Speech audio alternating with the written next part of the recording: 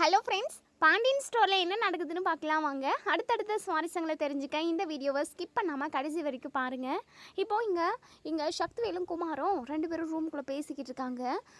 என்ன அப்படின்னா, சொத்து கண்டிப்பாக கோமதிக்கு போகக்கூடாது, அதே சமயம் இந்த வீடு பழனிக்கு போகக்கூடாது. குமார் என்ன பண்ணலாம் அப்படின்னு சொல்லிட்டு உடனே குமார் ஒரு ஐடியா கொடுக்குறாங்க. இங்கே பாருங்கப்பா, நம்ம ஃபேக்காக ஒரு பத்திரத்தை ரெடி பண்ணி அது மூலமாக எப்படியாவது பெரியப்பா பேரில் இருக்கிற எல்லா சொத்தையுமே நம்ம பக்கம் வர மாதிரி, நம்ம பேருக்கு வர மாதிரி ஃபேக்காக ஒரு பத்திரம் ரெடி பண்ணலாம்ப்பா. இந்த மாதிரியெல்லாம் ரெடி பண்ணுறதுக்கு எனக்கு ஒரு ஆள் இருக்காங்க, என் ஃப்ரெண்டு தான். அவங்கக்கிட்ட பேசி ஒரு வழியாக பெரியப்பாவோட மொத்த சொத்தையுமே நம்ம பேருக்கு மாற்றிடலாம் அப்படின்னு சொல்லிட்டு இவங்க 2 பேருமா பேசிக்கிட்டு இருக்காங்க. அந்த டைமில் தாங்க நம்ம சுடர் காஃபி கொண்டு வராங்க. உள்ளே வந்துடுறாங்க. அப்படியே ஒரு மாதிரி ஷாக் ஆகிடுதுங்க. நம்ம குமாருக்கு பயம் வந்துடுது. ஏன்னா இவங்க 2 பேரும் பேசிக்கிட்டது இவ காதுக்கு விழுந்திருக்குமோ அப்படின்ற மாதிரிலாம் யோசிக்கிறாங்க நம்ம குமார். ஏய், நீ எதுக்காக கேட்காம கொள்ளாமல் உள்ளே வந்த அப்படின்னு சொல்லிட்டு ஒரு மாதிரி நாய் மாதிரி கத்துறாங்க. சுடர் இல்லை, இது அத்தை தான் உங்களுக்கு காஃபி கொடுக்க சொன்னாங்க, அதனால தான் வந்தேன் அப்படின்னு சொல்லிட்டு. ஏய், அதெல்லாம் கேட்டுட்டு உள்ளே வர மாட்டியா? நீ பாட்டுக்கு திறந்த வீட்டில் நாய் நுழையிற மாதிரி நீ பாட்டுக்கு வந்துடுவியா அப்படின்னு சொல்லிட்டு பயங்கரமாக திட்டுறாங்க. என்னங்க, காஃபி தானே கொண்டு வந்தேன், அதுக்காக ஏன் இப்படி திட்டுறீங்க அப்படி சொல்லிட்டு நம்ம குமார் வாய்க்கு வந்தபடியெல்லாம் திட்டிடுவோம். அதாவது நம்ம சக்திவேல் இருக்கிறத கவனிக்காமல் கோவமாக திட்டிடுறாங்க. உடனே இங்கே சுடருமே காஃபி வச்சுட்டு போயிடுறாங்க ஒரு மாதிரி டல்லாக. உடனே இங்கே சக்தி குறுக்குறுன்னு பார்த்துக்கிட்டு இருக்காங்க. குமாருக்கு ஐயோ, அப்பா இருக்கிறத கவனிக்காமல் சுடரை இப்படி திட்டுட்டோமே அப்படின்னு சொல்லிட்டு உடனே இங்கே சக்திவேல் டே குமார், என்னடா அந்த பிள்ளைக்கிட்ட ஏன்டா இப்படி பேசுகிற? ஏதோ தெரியாமல் உள்ளே வந்துருச்சு, உள்ளே வந்தாலும் என்னடா தப்பு? உன் பொண்டாட்டியாவ கேட்டுட்டு தான் வரணுமா என்ன அப்படின்னு சொல்லிட்டு. அது இல்லைப்பா, சும்மா நார்மலாக இருக்கிற டைமில் வந்திருந்தா நான் எதுவும் கேட்டிருக்க மாட்டேன். நம்ம தான் ரகசியம் பேசிக்கிட்டு இருந்தோம்ல, பெரியப்பாவோட ஒட்டுமொத்த சொத்தையுமே நம்ம அவங்களுக்கு துளி கூட கொடுக்காம நம்மளே அதை எல்லாத்தையுமே ஆட்டிய போடலாம் அப்படின்றதுக்கான பிளான் பேசிக்கிட்டு இருந்தோம். இது ஏதாவது அந்த புள்ள காதில் விழுந்து வேறு யாருக்காவது சொல்லிவிட்டுருச்சுன்னா என்ன பண்ணுறது? அதுக்காக தான்ப்பா கத்தி விட்டுட்டேன், மற்றபடி வேறு எதுவும் இல்லைப்பா அப்படின்னு சொல்லிட்டு சமாளிக்கிறாங்க இங்கே நம்ம குமார். உடனே சக்திவேல் மனசுக்குள்ளே நினைக்கிறாங்க, என்ன தான் பிளானாக இருந்தாலுமே இம்புட்டா இவன் கோவப்படுவான்? இது முக்கியமான ரகசியமான பிளான் தான், இருந்தாலும் சுடர் மேலே விருப்பம் இல்லாத மாதிரி தான் இவன் பேசுகிறான் அப்படின்னு சொல்லிட்டு யோசிக்கிறாங்க. குமார் என்னப்பா ஒரு மாதிரி யோசிச்சுக்கிட்டு இருக்கீங்க அப்படின்னு சொல்லிட்டு. அது ஒன்றும் இல்லை குமார், நீயும் அந்த பிள்ளை சுடரும் சந்தோஷமாக அந்யோன்யமாக தானே இருக்கீங்க அப்படி சொல்லிட்டு. அப்பா, அதில் என்னப்பா உங்களுக்கு சந்தேகம்? நாங்கள் 2 பேரும் சந்தோஷமாக தான்ப்பா இருக்கோம். சரி, சந்தோஷமாக இருந்தால் ஒரு பிரச்சனையும் இல்லை. ஏதாவது ஏடா கூடமாக பண்ணி அந்த பிள்ளையையும் அந்த பிள்ளை வாழ்க்கை கெடுக்கணும், இல்லை எனக்கு ஏதாவது கெட்ட பேர் வாங்கி கொடுக்கணும்னு நினச்ச அம்புடு தான் குமார்.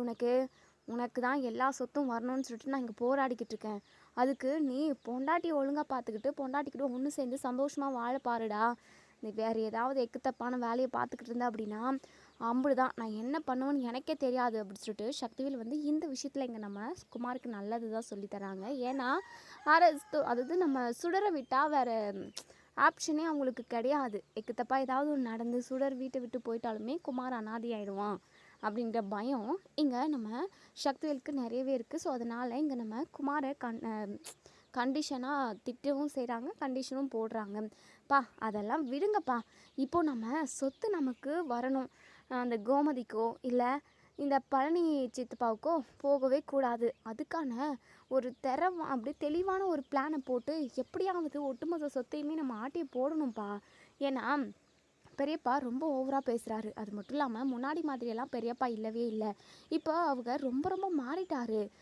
தங்கச்சி, தம்பி, புள்ளன்னு சொல்லிட்டு இப்படி எல்லார் மேலேயுமே பாசத்தை கொட்ட ஆரம்பிச்சிட்டாரு. இப்படி பாசத்தை எல்லார் மேலேயுமே போட்டு இறைக்கிறாரு அப்படின்னா கண்டிப்பாக ஒட்டுமொத்த சொத்தையுமே நமக்கு இல்லை அப்படின்னாலுமே எல்லாருக்கும் இறைச்சிட்டு போயிடுவார்ப்பா. நம்ம கொஞ்சம் இதில் உஷாராகவே தான் இருக்கணும் அப்படின்னு சொல்லிட்டு குமார் சொல்கிறாங்க. உடனே இங்கே சக்தியில் ஆமாம் குமார், நீ சொல்கிறதும் கரெக்டு தான். ஏன்னா அண்ணன் முன்னாடி மாதிரி இல்லை. அண்ணன் முன்னாடியெல்லாம் நம்ம பக்கம் இருந்தார், அந்த கோமதி குடும்பத்தை வெறுத்தார். நம்ம என்ன முடிவெடுத்தாலும் இல்லை அண்ணன் என்ன முடிவெடுத்தாலும் நமக்கு செட் ஆகிற மாதிரி தான் இருக்கும். ஆனால் இப்போது ரொம்ப மாறிட்டார்.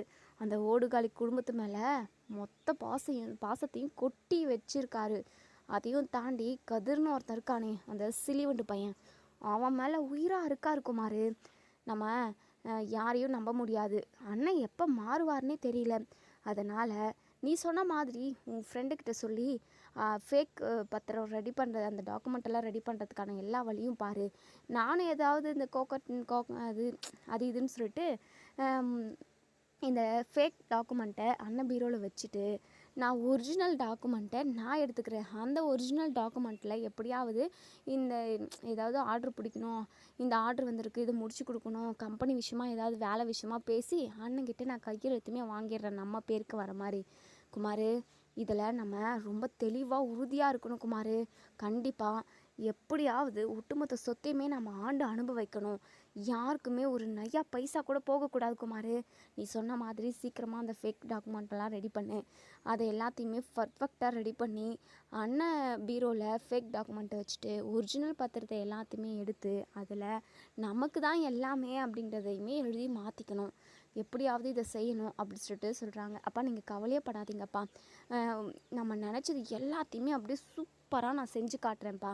ஒட்டுமொத்த சொத்து, வீடு, பங்களா எல்லாமே நமக்கு மட்டும்தான்ப்பா வந்து சேரப்போகுது.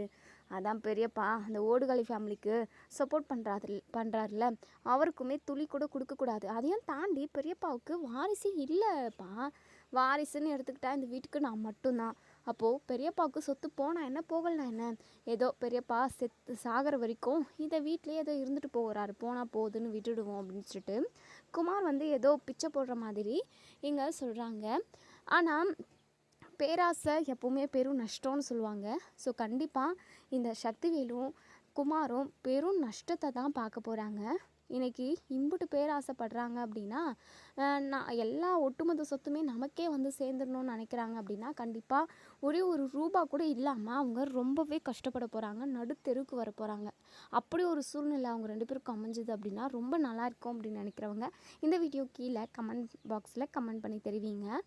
இப்போது இன்னொரு சைடு இங்கே நம்ம சுடருக்கு ரொம்ப மனசு கஷ்டமாக இருக்குது. ஏன்னா நாள் நைட்டே குமார் வந்து நல்லா குடிச்சிட்டு, இங்கே பாரு உன்னை பிடிச்செல்லாம் நான் கல்யாணம் பண்ணிட்டு வரல, அந்த அரசிக்கு முன்னாடி நான் தலை நிமிர்ந்து நிற்கிறதுக்காக மட்டும்தான், கெத்துக்காக தான் நான் உன்னை கல்யாணம் பண்ணேன், என்றைக்குமே உன் கூட ஒன்று சேர்ந்து வாழ்வேன்னு சொல்லிட்டு நீ நினச்சி கூட பார்க்காத அப்படின்னலாம் சொல்லியிருப்பாங்க. ஸோ அது அப்போவே நம்ம சுடர் ரொம்ப ஹர்ட் ஆகிருப்பாங்க.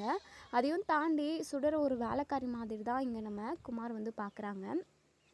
அது மட்டும் இல்லாமல் நம்ம அரசிக்கு கல்யாணமும் ஏற்பாடு பண்ண போகிறாரு நம்ம பாண்டியன். ஏன்னா அந்த பேச்சுவார்த்தைகள் சில போய்கிட்டு தான் இருக்குது. நம்ம சரவணன்கிட்ட இப்போ பாண்டியன் வந்து கேட்குறாங்க, ஏன் சரவணா, கார்த்திகேயன் வீட்டில் விசாரிக்க சொன்னனே நேற்று, நீ விசாரிச்சியா அப்படி சொல்லிட்டு. உடனே பாருங்க சரவணனுமே, அப்பா விசாரிச்சேன்ப்பா, அவங்க வீடு இருக்கிற ஏரியா ஃபுல்லாகவே சுற்றி 4 பக்கமும் விசாரிச்சதில் பையன் ரொம்ப நல்ல பையன், எந்த கெட்ட பழக்கமும் இல்லை அப்படிங்கிற மாதிரி தான் பேசிக்கிறாங்கப்பா. உங்களுக்குமே அந்த பையனை பிடிச்சிருக்குன்னு சொன்னீங்க, அரசிக்கு பொருத்தமாக தான் இருப்பாங்க, இருந்தாலும் ஒரு கவர்மெண்ட் வேலையில் இருந்தால் நல்லாயிருக்கும். சரவணா, கவர்மெண்ட் வேலையை பற்றி பேசவே பேசாத சரவணா. சொந்த உழைப்பில் உழைச்சி முன்னேறவங்க மட்டும்தான் கடைசி வரைக்கும் கட்டின பொண்டாட்டியுமே நல்லபடியாக பார்த்துப்பாங்க. நீ தேவையில்லாமல் அது இதுன்னெல்லாம் சொல்லாத. அரசி நல்லபடியாக பார்த்துப்பாரா அப்படின்றத மட்டும்தான் நம்ம பார்க்கணும். அரசாங்க வேலையில் இருக்கிறவங்களுக்கு மட்டும்தான் பொண்ணு கிடைக்கணும், கல்யாணம் ஆகணும்னா இந்த உலகத்தில் பாதி பேர் என்ன, 3/4 பேருக்கு கல்யாணமே நடக்காது. அரசாங்க உத்தியோகத்தில் இருக்கிறத விட சொந்தமாக உழைச்சி நம்ம முன்னேறணும். அதையும் தாண்டி அரசாங்க வேலையில் சம்பாதிக்கிறத விட இன்னும் அதிகமாக கூட சம்பாதிக்கலாம். புத்திசாலித்தனம் இருந்தது அப்படின்னா. கண்டிப்பாக கார்த்திகேயனை பார்த்தா எனக்கு நல்லா தான் தெரியுது. இருந்தாலும் அந்த பையன் நல்லா படிக்கவும் செஞ்சுருக்கான். கண்டிப்பாக அந்த புத்தியெல்லாம் பயன்படுத்தி அவன் பெரிய ஆளாக வருவான்னு தான் எனக்கு தோணிக்கிட்டே இருக்குது. என்னமோ அந்த கார்த்திகேயனை எனக்கு ரொம்ப பிடிச்சிருச்சு சரவணா. அதையும் தாண்டி அவங்க வீட்டை சுற்றி நீயும் விசாரிச்சு தான் சொன்னேன், அப்போவும் நல்ல பையன்தான் அப்படிங்கிற மாதிரி சொல்லியிருக்காங்க. மேற்படி என்ன ஏதுன்னு நம்ம பேசிட்டா நல்லாயிருக்கும் அப்படிங்கிற மாதிரி இங்கே நம்ம பாண்டியன் வீட்லேயுமே, அதாவது வீட்டிலன்றதை விட கடையில் இங்கே நம்ம சரவணனும் பாண்டியனும் பேசிக்கிறாங்க அரசி கல்யாண விஷயத்தை பற்றி. உடனே சரவணன் இருந்துட்டு, அப்பா நம்ம அரசிக்கிட்ட ஒரு வார்த்தை கேட்டுட்டு நம்ம எதுவாக இருந்தாலும் முடிவு பண்ணணும்ப்பா. ஏன்னா அரசி கல்யாணம் பண்ணிக்க போகிறவ அவள் தானேப்பா அந்த கார்த்திகேயன் கூட கடைசி வரைக்கும் வாழணும். அதனால் அவளோட முழு சம்மதத்தோடவே எல்லாமே நடக்கணும். அவளுக்கு எல்லாமே சக்ஸஸ் தான்ப்பா இருக்கணும். அவளுக்கு எல்லாமே பிடிச்சதா மட்டும்தான் இருக்கணும் அப்படிங்கிற மாதிரிலாம் சரவணன் சொல்கிறாங்க. எங்கள் பாண்டியன் இருந்துட்டு அதெல்லாம் நான் கரெக்டாக தான்டா செய்வேன். அரசிக்கிட்ட இது பற்றின விஷயமா பேசிட்டு அதுக்கப்புறம் நான் கார்த்திகேயன்கிட்ட பேசிட்டு நெக்ஸ்ட்டு என்ன அப்படின்றத நம்ம பார்ப்போம் அப்படின்னு சொல்லிட்டு பேசிக்கிட்டு இருக்காங்க. ஸோ இன்னொரு சைடு காலேஜ் போகிறப்போ நம்ம கார்த்திகேயனை மீட் பண்ணுறாங்க அரசி. கார்த்திகேயன் வந்து உடனே அரசி, என்ன அரசி நல்லா இருக்கீங்களா?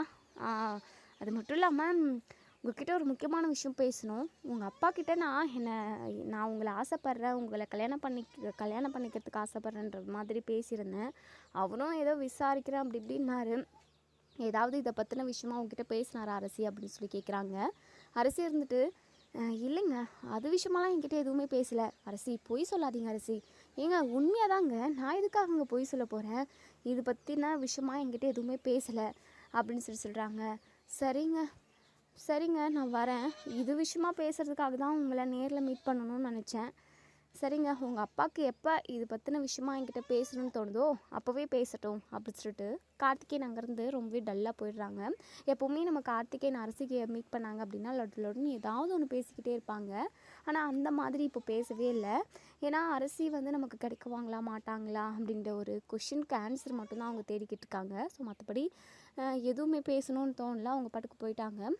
அரசிக்குமே கார்த்திகேயன் கல்யாணம் பண்ணிக்கணும்னு ஆசை தான். ஆனால் பாண்டியன் வாயிலிருந்து வரணும். பாண்டியன் வந்து என்ன சொல்கிறாரோ அதை தான் நம்ம அரசியுமே கேட்பாங்க. ஸோ அப்பா என்ன முடிவு எடுப்பாரோ அதுதான் நம்ம ஓகே சொல்லணும். அப்பாவோட முடிவை தாண்டி நம்ம எதுவுமே தனிப்பட்ட முறையில் எந்த ஒரு முடிவும் எடுக்கவே கூடாது அப்படின்னு சொல்லிட்டு அந்த விஷயத்தில் ரொம்ப உறுதியாக இருக்காங்க.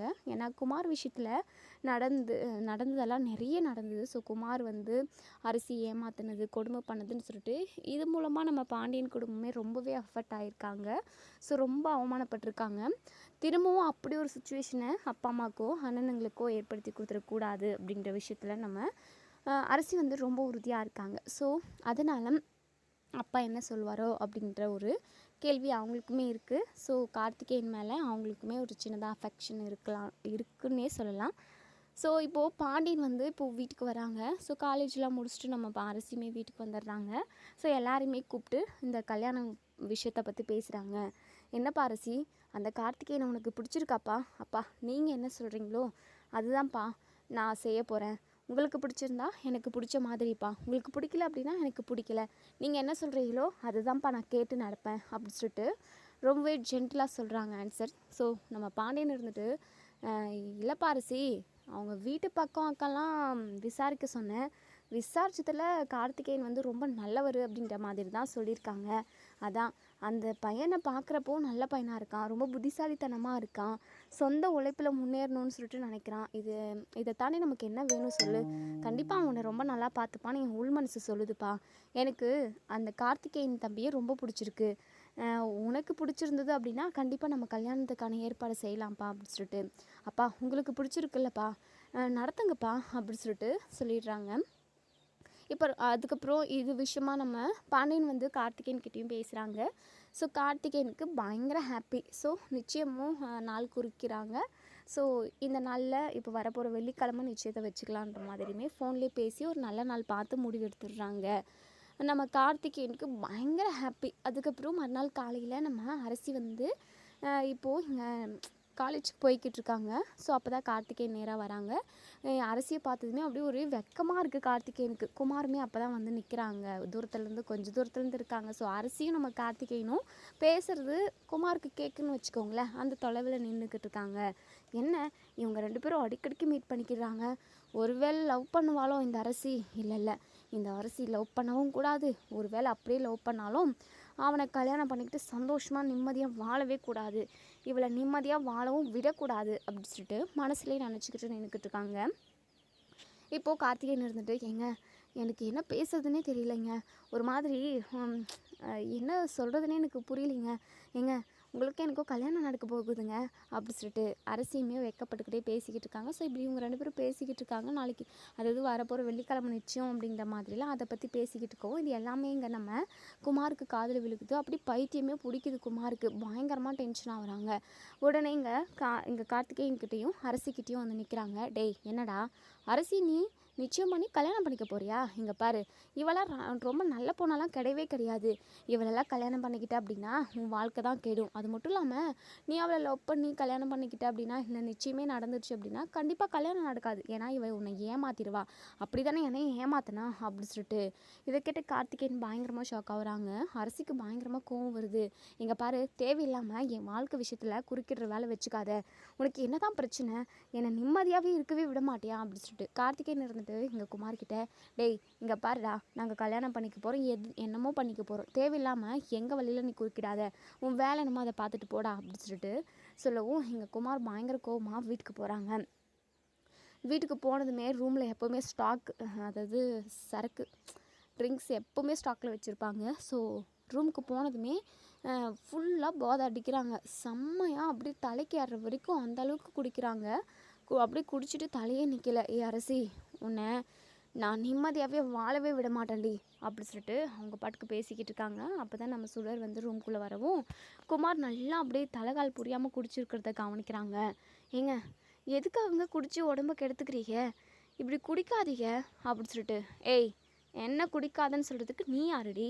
இங்கே பாரு, அதுக்கான உரிமை உங்ககிட்ட இல்லவே இல்லை அப்படி சொல்லிட்டு, ஏங்க என்னங்க இது கூட நான் கேட்கக்கூடாதா? ஆமாடி கேட்கக்கூடாது அப்படி சொல்லிட்டு, ஏங்க எதுக்காக இவ்வளோ கோவத்தை என்கிட்ட காட்டுறீங்க? நான் என்ன உங்களை கல்யாணம் பண்ணிக்கணும் அப்படி சொல்லிட்டு உங்கள் விருப்பம் இல்லாமல் உங்களை கட்டாயப்படுத்திய நான் கல்யாணம் பண்ணிக்கிட்டேன். நீங்கள் தான் என்னை தேடி வந்து கல்யாணம் பண்ணிக்கிட்டீங்க. ஏங்க இப்படி கொடுமைப்படுத்துறீங்க அப்படி சொல்லிட்டு உடனேங்க குமாருக்கு பயங்கரமாக டென்ஷன் ஆகுது. ஒரு பக்கம் அரசிக்கு வேறு நிச்சயம் நடக்க போகுது, கல்யாணம் நடக்க போகுது, அவள் நல்லா இருந்துருவாளோ, சந்தோஷமாக இருந்துருவாளோன்னு நினச்சி பயங்கரமாக டென்ஷனில் இருக்காங்க. இப்போ சுடர் வர கேள்வி கேட்டுக்கிட்டு இருக்கவும் உடனேங்க குமார் சடான்னு ஒரு கேள்வி கேட்குறாங்க.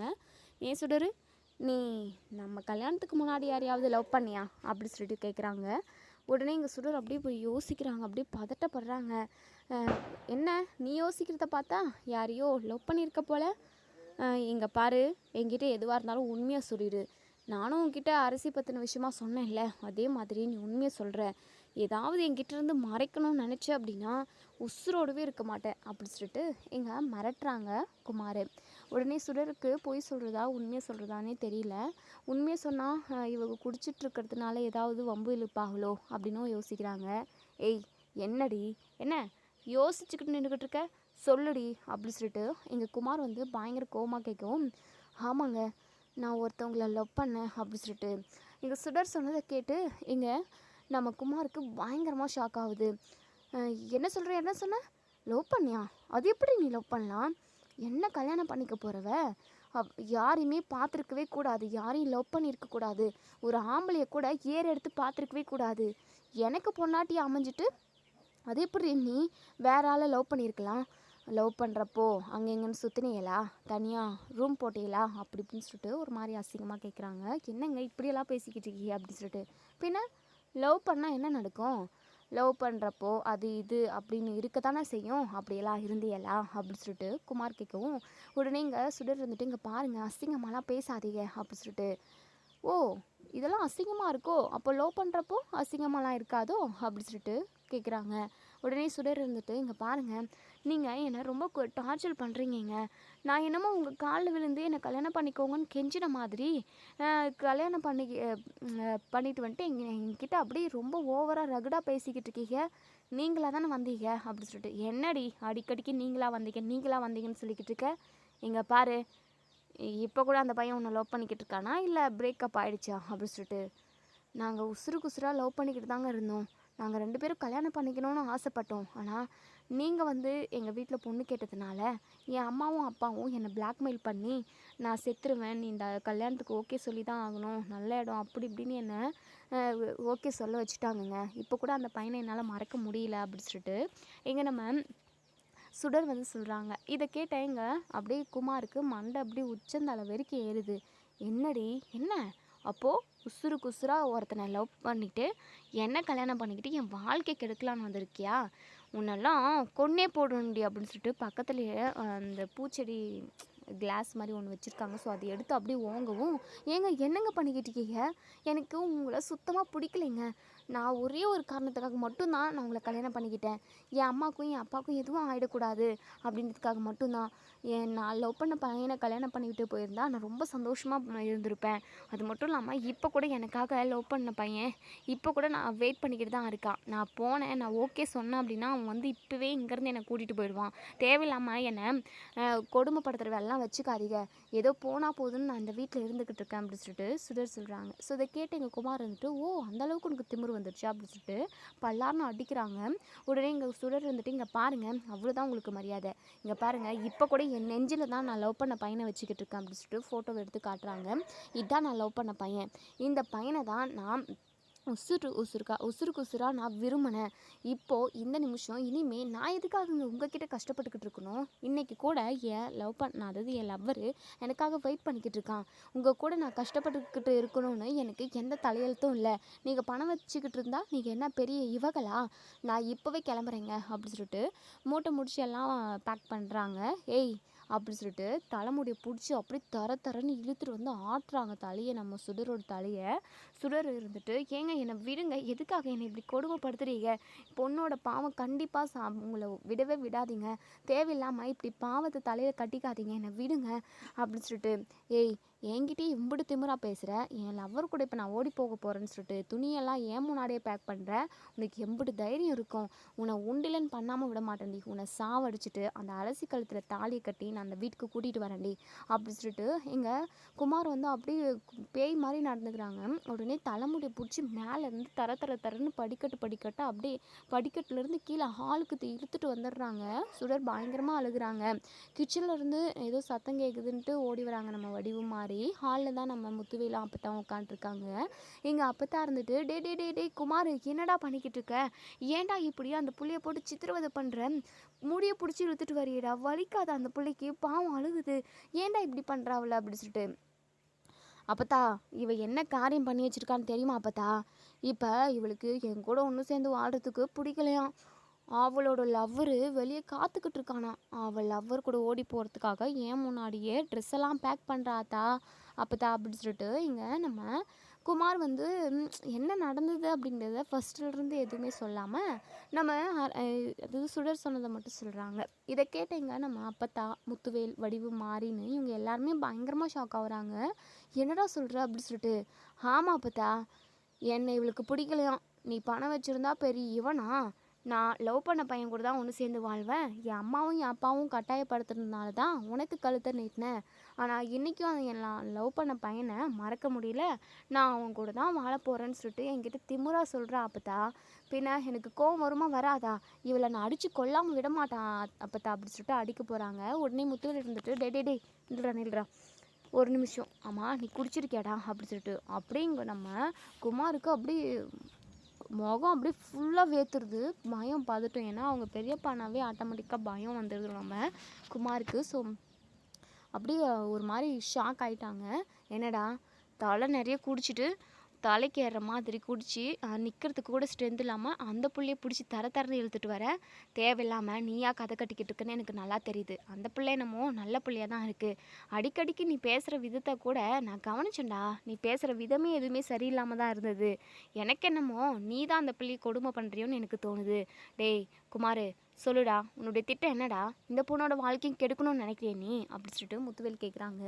உடனே இங்கே சுடர் பயங்கரமாக அழுதுகிட்டு இருக்கவும் நம்ம முத்துவேல் இருந்துட்டு, இங்கே பாருமா சுடர், அவன் சொன்ன மாதிரி நீ லவ் பண்ண பையன் கூட ஓடி போகலான்னு நினச்சியாமா அப்படின்னு சொல்லிட்டு, இல்லைங்க நான் என்னமோ கல்யாணம் பண்ணதுனால இங்கே தான் நான் வாழணும், இவர் கூட தான் வாழணும்னு நினச்சேன், என் அம்மா அப்பாக்காக எனக்கு என்னதான் பிடிக்கலனாலுமே இவரை நான் கல்யாணம் பண்ணிக்கிட்டு இவர் கூட ஒன்று சேர்ந்து வாழணும்னு நினச்சேன், ஆனால் இவர் என்ன சொன்னார் தெரியுமா, கல்யாணம் ஆன முதல் நைட்டே குடிச்சிட்டு வந்தார், குடிச்சது மட்டும் இல்லாமல் அரசியை தான் நான் கல்யாணம் பண்ணிப்பேன், அரசி முன்னாடி நான் கெத்தாக இருக்கணும், எனக்கும் கல்யாணம் நடக்கணுன்றதுக்காக மட்டும்தான் நான் உன் கழுத்தில் தாலி கட்டினேன், மற்றபடி எனக்கு நல்லா பிடிக்கவே இல்லை அப்படி இப்படின்னு என்கிட்ட அப்போவே சொல்லிட்டாருங்க, அதுக்கப்புறம் தான் எனக்கு தோணுச்சு, நான் ஏன் இவர் கூட கஷ்டப்பட்டுக்கிட்டு வாழணும் அப்படின்னு சொல்லிட்டு. அது மட்டும் இல்லாமல் நாளுக்கு நாள் இவரோட கொடுமை சித்திரவதை அதிகமாகிக்கிட்டே இருக்குங்க. இதுக்கப்புறம் இவர் கூட இருக்கணும்னு எனக்கு எந்த அவசியமும் இல்லை.